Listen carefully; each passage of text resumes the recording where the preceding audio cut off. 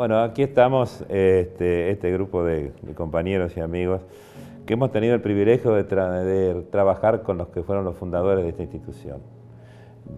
Algunos de los cuales, y la mayoría de los cuales los tenemos aquí, nos están mirando de esos cuadros, y realmente, desde el punto de vista general, yo creo que nada de lo que está hoy podría haber sido ellos si no fuera por lo que hicieron ellos en su momento. Ese día de 1953 que se inauguró la institución que yo recuerdo haber estado, de pantalón corto, fue un día muy especial. Era un grupo de médicos de gran éxito profesional que decidieron tener una institución para atender a sus pacientes. Lo primero, qué lindo que estemos juntos y recordando lo que es historia.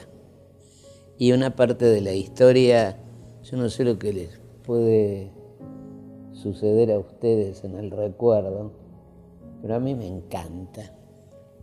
Cuando, y esto lo hablo en forma personal, pero no me extraña que a ustedes les haya sucedido lo mismo. Uno llegó sin ninguna otra experiencia que lo que era la facultad. Y algunos, yo en mi caso me faltaban materias para ser médico interno. Pero lo que me parece muy interesante es que el tiempo ha pasado y revisando la historia, no cabe ninguna duda que de alguna manera nosotros hemos quedado atrapados acá. Y aquí aprendimos lo que nos gusta hacer. O sea, yo creo que la felicidad no reside en hacer lo que uno quiere, sino en querer lo que uno hace. Yo, al menos, el querer lo que hago y que sigo haciendo, lo empecé a aprender acá. Bueno, yo soy un caso un poco especial porque todos los que están sentados acá han venido con la referencia de alguna persona que los trajo. Yo vine directamente por herencia de mi padre, que fue fundador del sanatorio y lamentablemente a los 2 años de la inauguración falleció en un accidente automovilístico. Pero sin embargo pasaron muchos años hasta que yo ingresé acá como médico interno, todavía me faltaban algunas materias también.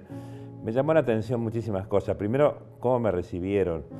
Y noté cosas que me quedaron marcados sobre estos fundadores, sobre todo la autoridad ética de don Enrique Roncoroni, la habilidad artística de Julio Cebal para operar, la seguridad de Hércole en el tema de la cirugía, la bonomía de José Roberto Villavicencio con la gente joven, que fue un hombre que siempre creía en la gente joven.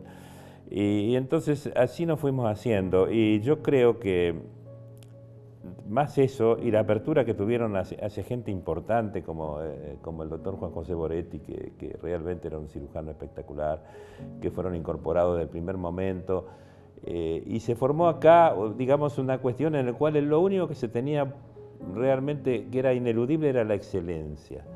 La impronta que quedó en mí, el haber llegado a la casa de gente que habían sido nombrados permanentemente en mi familia, por mi padre, que era médico y había sido compañero de estudio de Hércole, Julio Cebal, que fue el cirujano de mi familia, don Enrique Roncoroni, que había hecho un diagnóstico muy complicado sobre mi abuela, doctor Villavicencio, que estaba casado con una hermana, prima hermana de mi madre, y la historia fantástica en Rosario de Tejerina, porque el doctor Tejerina no fue solamente un personaje de la medicina, sino de la sociedad de Rosario.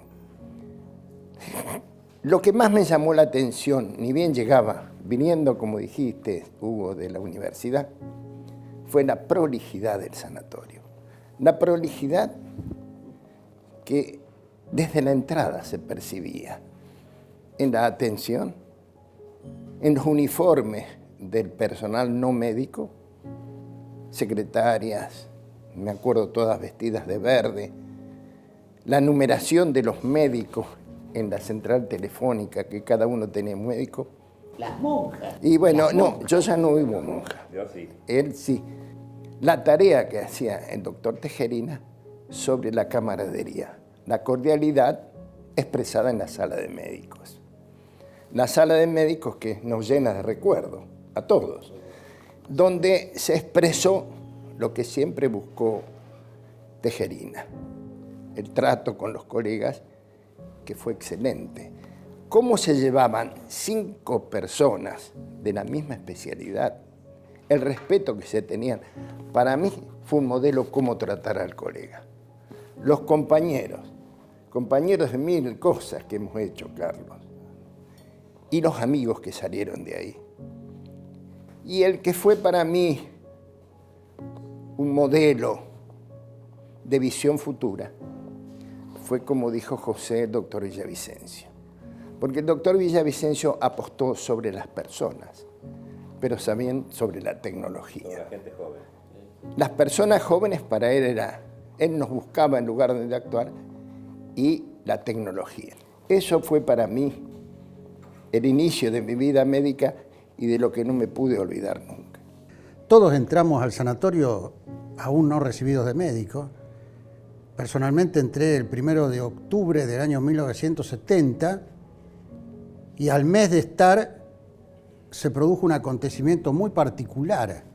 Se hizo el primer trasplante renal de la provincia de Santa Fe, el segundo del interior del país y el tercero, cuarto de todo el país.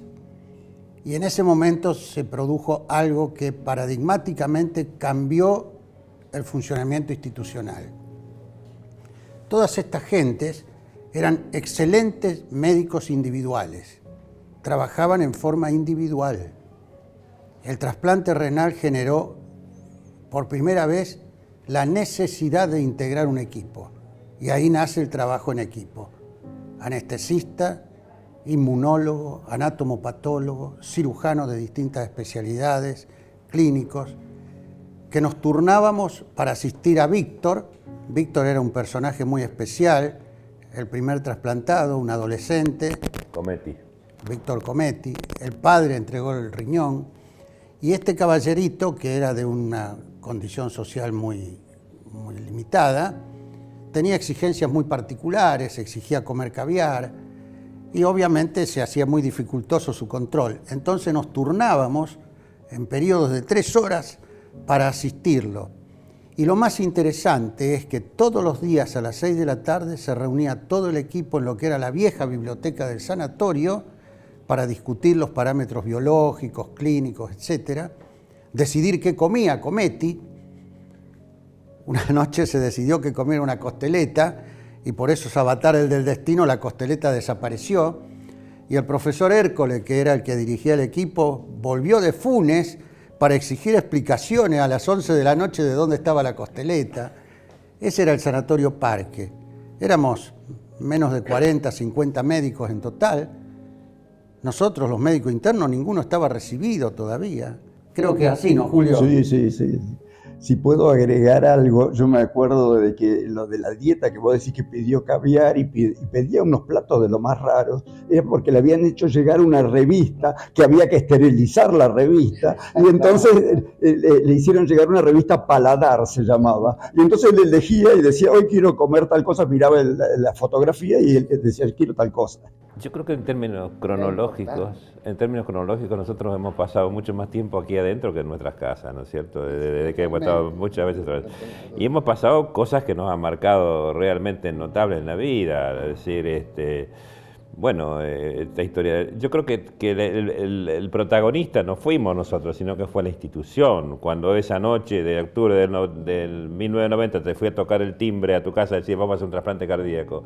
Y te dice, bueno, yo fui para que me dijeras que no. Y me dijiste, bueno, sí, vamos para adelante. Y bueno, y ahí hicimos el primer trasplante cardíaco en octubre del 90. Que realmente un paciente que se llamaba Roque Viloria de Santa Fe, que después vivió un tiempo largo, después sí falleció de otro problema cerebral. Y otra historia que la persona que que en realidad fue el mentor de la especialidad mía, que fue Juan José Boretti, que era espectacular, me dijo un día, mira, yo me tengo que hacer 3 bypass y una cosa, operame vos. Yo no sabía dónde meterme, realmente. No lo podía creer al respecto de todo eso. Bueno. y se hizo. Eso demostró que toda esta gente que estuvieron por encima de nosotros, que yo tengo la firme convicción de que realmente fueron mejores que nosotros, desde todo punto de vista, para la época que vivieron, para la actitud frente a la vida y además el estricto concepto ético que tenían, confió en nosotros, creyó que nosotros éramos buenos. Yo quisiera volver a lo que comenté al comienzo, que era el trabajo en equipo. Y creo que la evidencia más significativa de lo que fue el trabajo en equipo fue cuando tuvimos que actuar en la pandemia. Esto era un lugar donde teníamos modelos a imitar. Y eso es incomparable. Y esa fue una fortuna de la cual tenemos que agradecer. Se la debemos a la institución y se las debemos a quienes estaban dentro de la institución y lo hicieron factible. Yo quisiera volver a lo que comenté al comienzo, que era el trabajo en equipo. Y creo que la evidencia más significativa de lo que fue el trabajo en equipo fue cuando tuvimos que actuar en la pandemia. Cuando a mí me preguntan qué pasó durante la pandemia, me doy cuenta que en ese momento éramos un equipo absolutamente compacto trabajando y recién adquirí conciencia de lo que había sido el trabajo en la pandemia cuando terminó.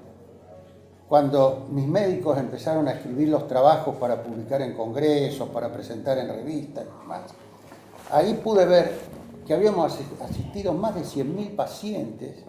En terapia intensiva me había visto más de 600 pacientes en asistencia respiratoria. Llegamos a hacer 10 traqueostomías en un día. Y en ese momento uno toma conciencia de que esto solamente se podía hacer con un equipo sumamente compacto, en que no existía una frase que se escucha mucho fuera de esta situación, que es "a mí no me corresponde". En la pandemia a todo le correspondía todo. ¿Ustedes no creen que hay algo que si no lo nombramos seríamos injustos?